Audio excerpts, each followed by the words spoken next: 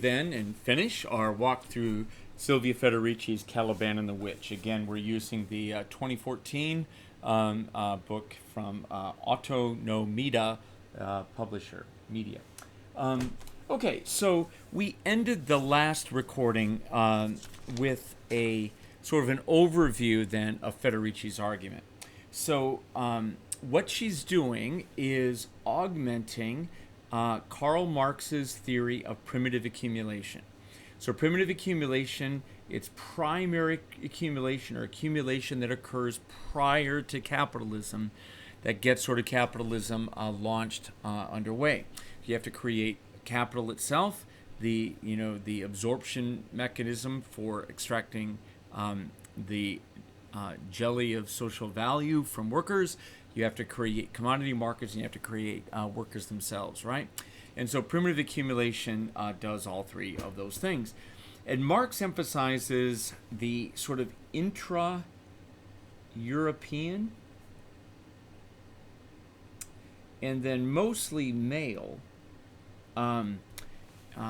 process whereby male European peasants become male European proletariat working class people. Okay? So feudalism becomes capitalism, Marx argues, when the commons are enclosed. Remember, the commons were those fields, pasturage, forage, woodlands, water sources, and so on, that made social reproduction, right, of workers' lives and bodies possible. And that when that was foreclosed, it drove the peasants who couldn't live because they couldn't reproduce their lives anymore. They were forced to move to cities, and where they were then subject to what Foucault calls the Great Confinement, workhouses, poorhouses, and so on. And they became then the wage labor proletariat, the working class in capitalism. So the peasant or the serf in feudalism, white European, becomes the white European working class in capitalism. Federici says this is incomplete. And so she argues that we need to augment Marx's story in two directions. One, you have to incorporate women's bodies, because women engaged in the process of social reproduction from time out of mind, and that they became unpaid, unwaged workers in this process of reproduction. And so how did that happen? Well, she claimed that women's bodies were enclosed and became part of capital itself, and that women's bodies and social relationships then were sort of appropriated or expropriated from women to become, again, unwaged, almost forced producers of the bodies of workers. So she argues that the witch hunt is the sort of historical project of enclosing women's bodies in social reproduction. Then there's the second process, the Caliban. So that's the witch part. Then there's the Caliban part. Federici also argues that we need to study the great plunder of colonized peoples and the lands of colonized peoples, whereby in other words, the enclosure and plundering of the bodies, lands, and social relations of racialized colonial subjects. Okay, Caliban. So Caliban and the witch augment the enclosure of the commons and the Great Confinement as processes of primitive accumulation, so that the great construction of the modern capitalist working class didn't just happen as a result of European male peasants becoming transformed into European male proletariats. There was also the plunder and enclosing of the bodies of the racialized colonial subjects, as well as the enclosure of the bodies of women who engaged in social reproduction. And that both of these things then, again, formed the working class of Europe. So that's her big story. Again, this important augmentation to Marx. Okay, so let's see here. Let's move on then to the Caliban section. So on the section on the Great Caliban. So Caliban on page 133. Caliban is a character in Shakespeare's The Tempest. So, and so it's a kind of a weird play. So why don't I show you an image or two from it first? All right. So here's the basic story. So in Shakespeare's The Tempest, not my favorite play. I just have never liked it for some reason, even though I'm a big Shakespeare guy. But Prospero is a magician who was displaced by his brother Antonio. He was on a ship headed to Tunisia, I think, or something. Anyway, he and his daughter,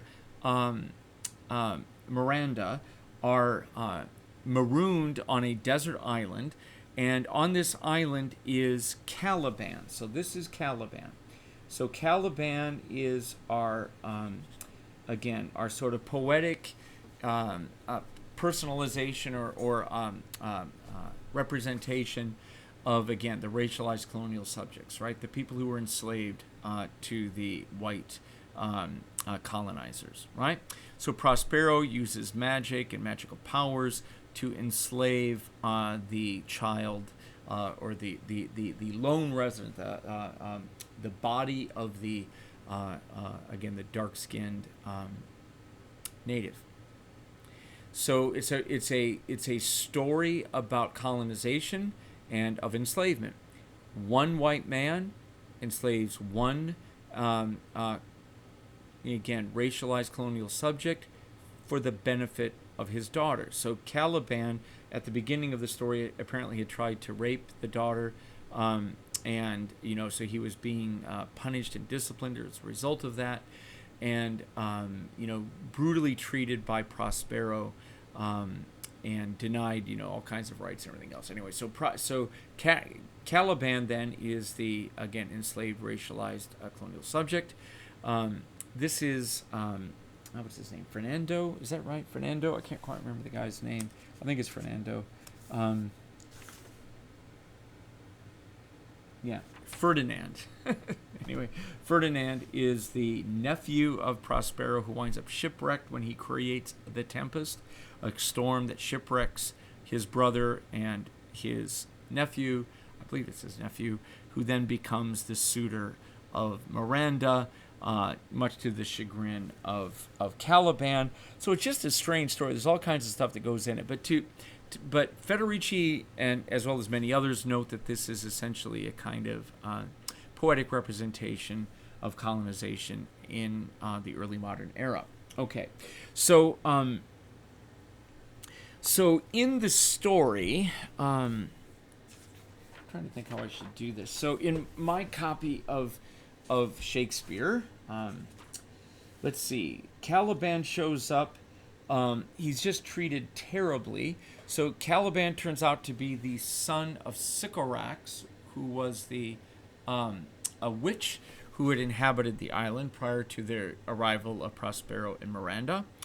And Prospero calls Caliban, his slave, thou liest, malignant thing, hast thou forgot the foul witch Sycorax, who with age and envy was grown into a hoop, hast thou forgot her? Oh, I'm sorry. That's actually Ariel, not Caliban is being talked about there.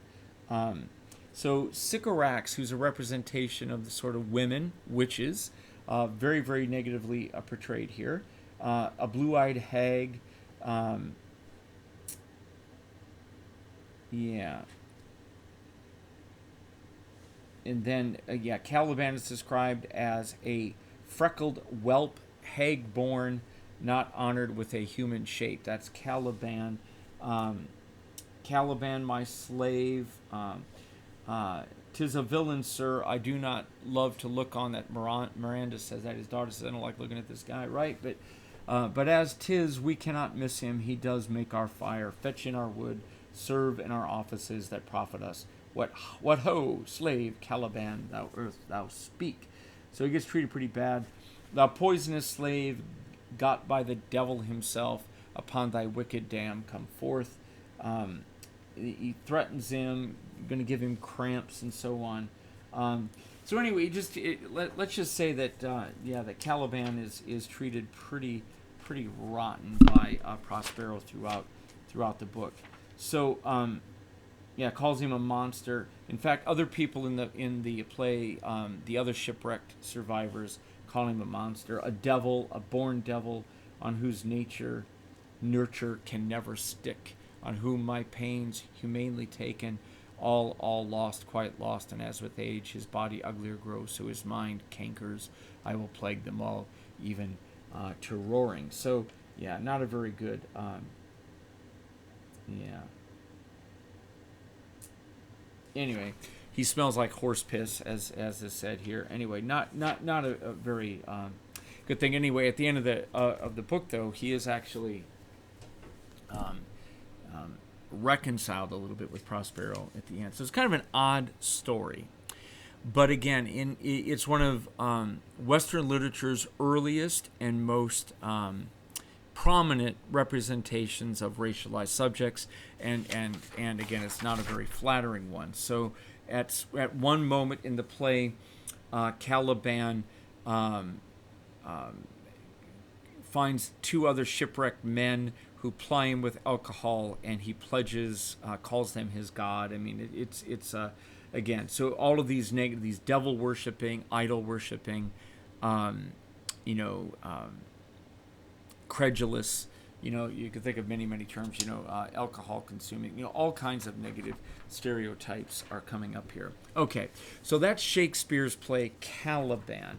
So Caliban then he's the material body of the racialized colonial subject who's split off from the celestial spirituality of the jinn or genie Ariel. This thing of darkness is mine, he says. So there's a distinction, Federici says, between the angel that has reason, parsimony, prudence, responsibility, self-control, and the devil, which has lewdness, idleness, dissipation, passion, and emphasizes the lower body. And of course, this becomes the devil, and becomes this sort of representation of the racialized colonial subject. So the idea is that these are people devoid of Christianity, devoid of reason, mere bodies, brutes that must be dominated by reason. And since they lack reason, it is the colonizer whose job it is to enslave and impose reason upon this rough body. So the bourgeois body then eliminates, on page 134, the bourgeois, the capitalist, as we know from Weber, you eliminate all spontaneous enjoyment of life, you become ascetic, which is something that the colonized subject doesn't do. So, so the disciplined working class, so she writes about how Foucault's Madison Civilization, again, writes about how the bodies of people who weren't capitalists but were laborers were disciplined and forced to be ascetic and to work hard in factories with often brutal capital punishment, which is also written about in Discipline and Punish, the book Discipline and Punish by Foucault. So there's a fear of industrial proletariat uprising that's constant in industrial cities. The body of workers, again, it's not internally self-disciplined by ascetic Protestantism or the spirit of capitalism, and therefore it has to be coerced by disciplinary institutions to be, these irresponsible bodies of workers need to be governed and ruled by management, quite honestly, and by the bourgeoisie, the state apparatus of the bourgeoisie. So a lot of this early section of the book then deals with the potential rebel, the potential proletariat rebel, the potential revolutionary who would strike out against those who are enslaving them in wage labor, and how, again, a brutal police force and a brutal police apparatus with harsh punishments is deployed to keep these people down. So the power of bodies has to be transformed into labor power, and that's done by preventing all forms of non-productive expenditures of energy. So you discipline these uncontrolled people so that their body energy becomes productive instead of destructive. And in order to do that, page 141, following Weber, all magic has to be eliminated. So because magic, she argues, I really like this, magic allows for consumption without work, right? That you can get what you want without submitting to capital. And so that can't be allowed. You must submit to the work discipline of capital in order to consume. And so magic must be eliminated because it allows for that, right? Okay, so she writes about Cartesian mind-body dualism, that located control inside of the subject, right? That I think, therefore I am, the Cartesian subject. And she contrasts that to Thomas Hobbes's War of All Against All, that the body politic under capitalism is an unruly mob of all against all, that it must be ruled by authority. So Hobbes is essentially a legitimator of authoritarianism, whereas, Descartes was more of a theorist of something like democratic subjectivity. And she argues that it is Hobbesian authoritarianism that becomes the essence of bourgeois state power and state management. Okay. So this sets up then, I think we've got this. So then there's an obsessive attempt, then she argues, to conquer the body in its most intimate recesses, right? That the bourgeois conquered and colonized the body of the proletariat. Page 154, this is an exact quote. It was alien, dangerous, unproductive, transfer potentially destructive energy into value. Some of my language there, but it captures her points.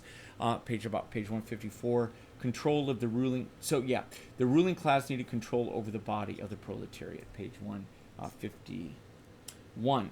So part of that was a war against Carnival and the Carnivalesque, the Rabelaisian spirit of Carnival that I've written about with Bill Swart. That the 1/3 of the Christian calendar that was devoted to festivals and feast days and so on, partying and festivals, that had to be warred against and shut down, so that again spontaneous enjoyment wasn't licit. So that the worker then was driven into work, even if one didn't have an internalized ascetic Protestantism. So there's a massive expansion of criminal law, policing, and capital punishment in early capitalism. There's a Reformation, of course, the Protestant Reformation, and the Counter-Reformation for the Catholicism that led to strong ascetic practices and a complete elimination of magic. All magic becomes devil worship and demonic, hence the witch hunts. Science and philosophy and the new sort of medicine, she writes about that, like that has dissection and so on, vivisection. The mechanical philosophy of the body takes over. She gets this kind of rationalized notion that the body is a thing, a brute thing that must be managed by some reason. And if the worker doesn't have reason, then it is the bourgeoisie's legitimate power to force reason upon working people. So you get this autocratic constriction, so that the great confinement and the reworking of the subjectivity of the proletariat legitimated by the need to control and dominate and rule this unruly thing called the body of the worker. Okay? And then the next thing that occurs in the early modern period, state systems of biopower are developed, statistics and demography and so on. And again, the war on Carnival, the elimination of sports and popular amusement, the Book of Sports controversy that we talked about in the book a little bit, in the control of time and disciplined use of time. So the elimination, again, of like feast days and Saints Mondays and those other kinds of things that, okay. Page 152, then that means the body of the worker has to be transferred into pure labor power. And to do that, the proletariat has to become a body. The body has to become the proletariat, and especially weak, irrational female proletariat. Or the wild African, she says, right? So, the many-headed mob then, the great beast has to be transformed into a laboring population, hence the great confinement, the enclosure of the commons, the plundering of native peoples, and the enclosure of women's bodies. Okay, so, So then, we'll skip ahead here a little bit. So, on page 220, then she claims that this sets up a kind of a persecuting society. The other, the racialized other, the gendered other, the religious other, as an object. This all comes from Hannah Arendt and even Lacan and others talk in these similar terms. The other as an object or target of aggression. The Swiss term for which was heraj, which means heretic, right? So there's a kind of collapse of all these categories of religious rebellion, social rebellion, food rebellion, gender rebellion, right? That anything that doesn't submit to the order gets relabeled as a witch. The Jewish pogroms are part of this, right? Anti-Semitism. It's not fully developed here. She talks about anti-Semitism in several points. So see Hannah Arendt's Origins of Totalitarianism for more about the anti-Semitic origins of contemporary authoritarianism. Anti-Islam is mentioned very briefly. The infidel, anti-colonized subjects that the persecutory society really goes at, again, at the cannibals, infidels, barbarians, savages, devil worshippers, and so on of racialized colonized peoples. And that this is often linked to religious intolerance and the demonization of enemies. So you wind up with a kind of belief that communism of peasants, the communism of households, the communism of women's groups, the communism of tribal societies in colonized territories is a sign of barbarism, right? And again, a kind of a lack of capitalist virtues. Nakedness was viewed as a sign of a lack of barbarism, of devil worship, and so on. And then the low level of technology of, say, like colonized subjects was taken as a sign of a demonic condition. So the colonizers then had a license to kill native populations and to enslave them, page 221. So then, the forced conversions and forced enslavement. So colonized peoples then were often relabeled as cannibals, devil worshippers, idol worshippers, unleashed lethal violence against them. Any act that was considered non-bourgeois marital, like sodomy, acts of cannibalism, which tended to be kind of augmented and spread everywhere, acts of incest, human sacrifices, that these sort of horrors that never probably existed or only existed in part, then became part of this general story of a kind of demonic rejection of the colonized subject. So in the same way that women were defined as witches and were therefore able to be killed and so on, those who were colonized subjects were viewed as demonic or devil worshippers or devils themselves, right? Or witches even. Okay, so page 222, human sacrifices were used to legitimate the subordination and subjugation of indigenous peoples, even the genocide. So it's like, since you're committing a few acts of human sacrifice as part of a ritual, it legitimates, essentially genocide. Page 225, crisis of the plunder economy occurred when most of the easy pick and the low-hanging fruit of gold and had been harvested, and then the real property and slavery then became the focus of the colonial effort.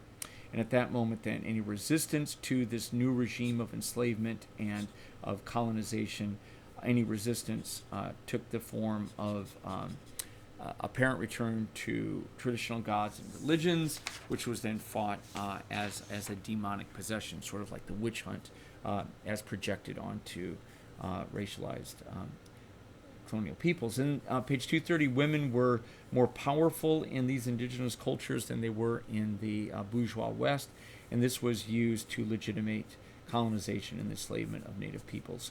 Really had a kind of hatred for goddesses and non-Yahweh type figures.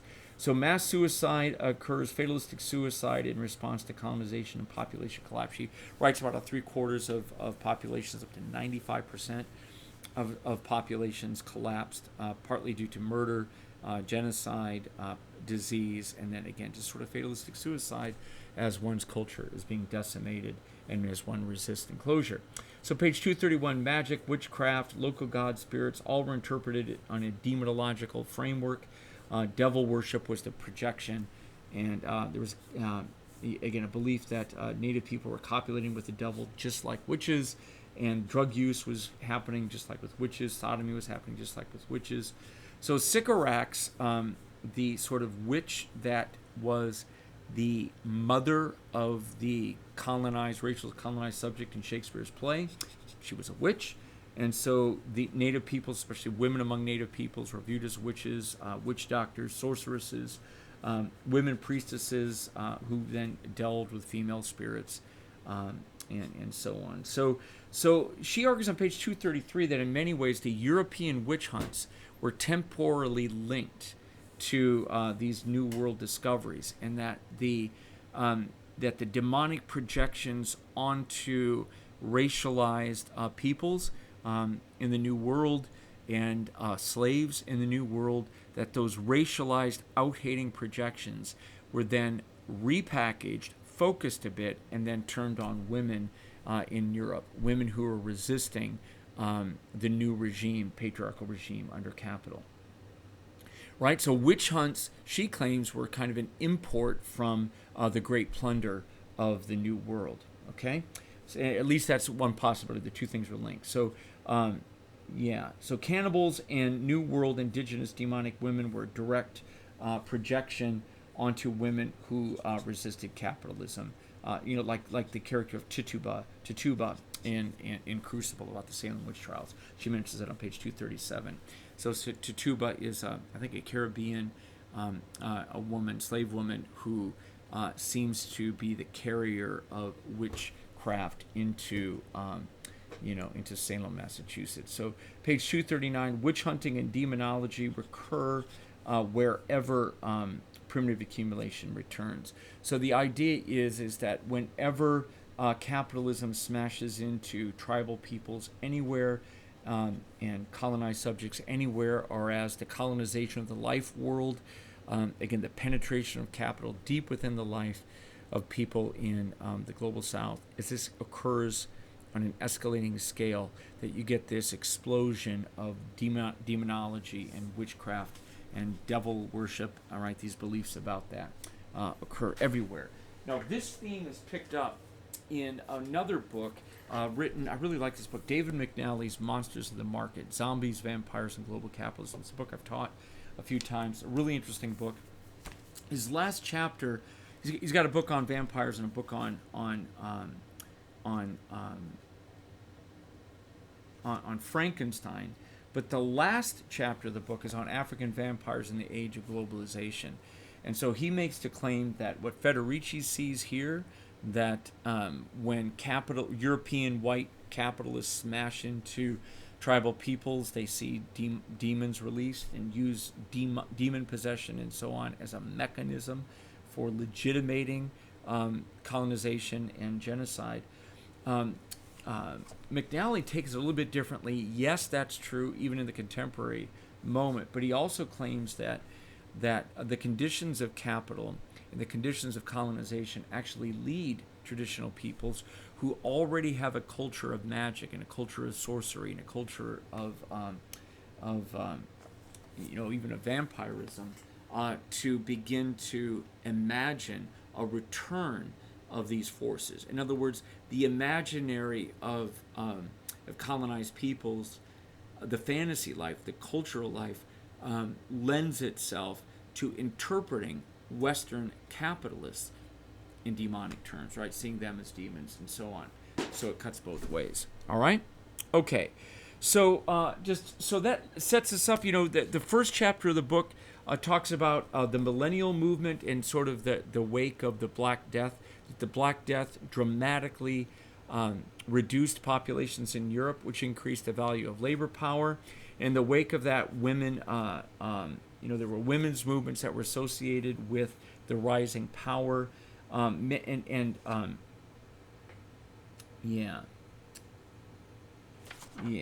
I want to say here? So in the wake of the Black Death, of the plague, and the breakdown of feudalism as a result of the reaction against increasing peasant and serf power, which was what the enclosures of the commons was, that there were these women's movements that heretic movements, she says, like the Cathars, the Albigensians, relatively egalitarian movements that went much farther than Luther, levelers, right, emphasizing the Holy Spirit, mysteries, and so on. And they bypassed the corrupt churches and political elites, emphasizing spiritual equality. They wouldn't pay their tithes and so on. They didn't believe in purgatory, didn't believe in the sacraments, all of this, right? Considered a heresy, and then were radically put down. So any effort to level any religious movement that legitimated the existing church and existing religions, again, the Brethren movement, the brothers and sisters in Christ, and so on, the Cathars, that this often had a feminist component to it and was dramatically suppressed and even, again, often interpreted in witch terms. The book I'm working on right now, it's really interesting. Puritans hated Quakers because Quakers allowed women to interpret the Bible and preach, and so they often whipped and really violently treated Quaker women who dared speak in the patriarchal world of the Puritans.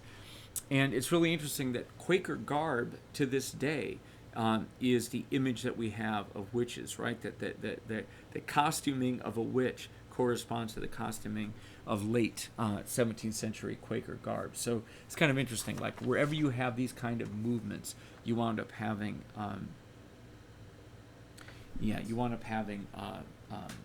the kind of patriarchal reaction against it. Okay, so we really now are down then to the two chapters that really deal directly with women in witchcraft. So one of them begins on page 61. It's the accumulation of labor and the degradation of women, constructing difference in the transition to capitalism. It's a fantastic chapter. And again, it really deals with, primitive accumulation, the great plunder, land privatization. So she kind of goes back over Marx's primary story, and but what she emphasizes is women, and women as leaders of revolt. Here we have women in knaves, women who went to battle with the army in some of the wars, like peasant armies and so on. As the wages collapsed, let me see here. Food riots occurred. Women were often leaders of food riots. Let me see this. And then this section that begins on page 82 on is state intervention, the reproduction of labor, poor relief, and the criminalization of the working class. So this is all about sort of the Foucault story of the Great Confinement and of the disciplining of the proletariat body. Page 84 is about the Great Fixation, the story told by Polanyi and others, where people who didn't have settlement in a community, who weren't sort of recognized as citizens of the community, weren't allowed to get poor relief in the community. So it fixed people in place and made it hard for people to move. Let me see here. And then economic crisis and the disciplining of women. Yeah. So again, in parts of South America, 95% of inhabitants were killed off. This is on page 86. She cites some pretty decent work on that. Wallerstein and others. A biopower regime emerges where women who commit reproductive crimes would be killed. So in an effort to repopulate the working peoples of Europe, sharp restrictions upon anyone who would limit birth, so any kind of birth control practice or reproductive control practice. Whatever their weaknesses, women possess one virtue that cancels them all. They have a womb and they can give birth. That was Martin Luther, right? So the idea that women are reduced to uteruses and to the capacity to give birth, important here. Abortions, contraceptives, contraception, infanticide. All of these things were carried in sort of the women's culture of midwives and the herbal medicine world of pre-capitalism, and that was all broken. So the social relations between women was broken to prevent women from controlling their own bodies. So women's bodies then became part of capital as capital tried to dramatically increase the number of working class people. Yeah. So instead of women's cooperatives, midwives and so on, as health providers and healers and midwives and so on, it became professional men who worked at doctors. The devaluation of women's labor is really interesting. So again, in pre-capitalist societies, women's labor of social reproduction was equally valued along with men's labor of production. Plus, women also engaged in labor production, so they were valued that way too. But in early capitalism, women were allowed to engage in productive labor. They were barred from the guilds, except for there were prostitutes guilds and other things here early on. And so women's labor, of providing, again, procreation, care, even sexual services, dramatically devalued in early capitalism. And so, they began to exclude women from craft labor. And then, as she says, there was actually legal raping of women, that the patriarchy of the wage led to this immense again, revaluation of the patriarchy of the wage is on page 98. In England, a married man was legally entitled to his wife's earnings even when the job she did was nursing or breastfeeding. So again, the mystification of women's labor, so that the wage was the husband's wage, not the wife's, even when she did the work, even her breastfeeding. Like a midwife or a wet nurse. Speaking of the patriarch of the wage, the concept of wage labor is true that the male worker became only formally free under the new wage labor regime. The group of workers who in transition to capitalism most approached the condition of the slave were working class women. So women were reduced to slave status because they weren't waged at all. Again, patriarchy of the wage is talked about here. Domestic labor, always is qualified labor, paid a much lower wage. And then the taming of women and the redefinition of feminism. So this section is the one that's really hard, right? About, again, this strong social control against disobedient wives, disobedient women, all over Shakespeare's plays. Adultery becomes a capital crime at this time. Again, 95% collapse of population, slave trade. And then where's...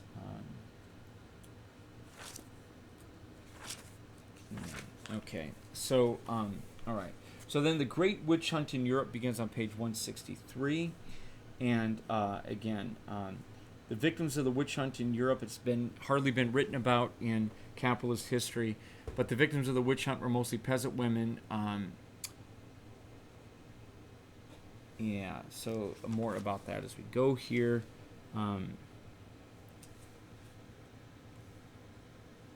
All about witch hunts and witch burning. Calvinism was a big part of this. Catholics and the Catholic Counter-Reformation was a big part of this. Hundreds of thousands of women were killed, page 169. And then witch hunting is sort of described. Again, I won't read this in detail. It's very, very good reading. Entire German villages are wiped out during this time, and have, this is a section about them being very magical, like magic all over them. Here's this great graph on page 175 about the temporal spike of witch hunting between 1570 or so and 1650. So it's that period when the New World is really being settled, especially like British North America. So Carnival is put down.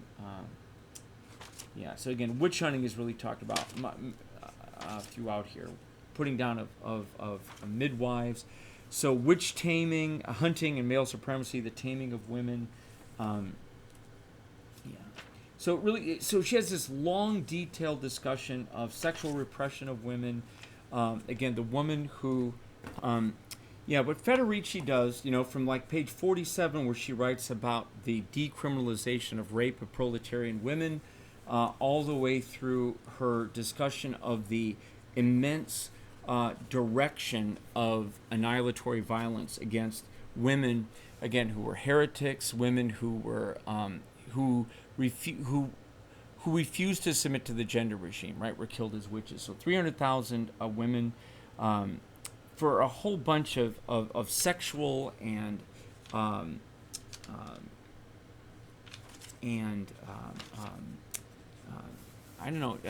really sins of demeanor or crimes of demeanor, right, of not showing sufficient deference to males and so on. So anyway, I won't go through all of the detail of her account, which is quite complex. She ends it by arguing again that there was a kind of overlay between the demon possession / devil worship frame of New World colonized subjects and the witch hunting frame directed against women. So that, again, at the end of her book, she really argues that women are engaged in social reproduction and producing the bodies of the proletariat, and become, again, unwaged, unpaid labor, so that all women's labor winds up as surplus value, and that the unwaged work of the racialized peoples of the New World and of Africa are also then surplus value that winds up, again, contributing to the surplus value of capitalism. And then both of these agents, women on the one hand and colonized subjects on the other, further control sort of the labor market, the wage rates in the the European factories. And as capitalism goes global, then as she sort of ends the book, we have these constant disputes about whether there should be something like solidarity, whether Marx was right and whether we should promote something like solidarity between workers regardless of race, and to have class and working class status and wage labor status become the primary sort of identity linking together non-elites throughout the capitalist system. In other words, where we should begin to try to detune racial hierarchies and not pay attention to them in terms of emancipation, which seems quite naive and even ridiculous. Or should we directly address it and to engage in a kind of a direct critical struggle against racial hierarchies and gender hierarchies, right? So it's a book, again, that sort of, without using the phrase, I don't believe it's in here at all, of intersectionality. It's a book that really highlights how class, race, and gender hierarchies are implicated in capital, and how capital augments itself, right? Expands, absorbs extra surplus value through racial difference and through sexual suppression. Okay, so I didn't do a particularly great job ending the book, but I hope I gave you enough to sort of get you started on it and enough to kind of augment your way through it. And with that, we'll stop.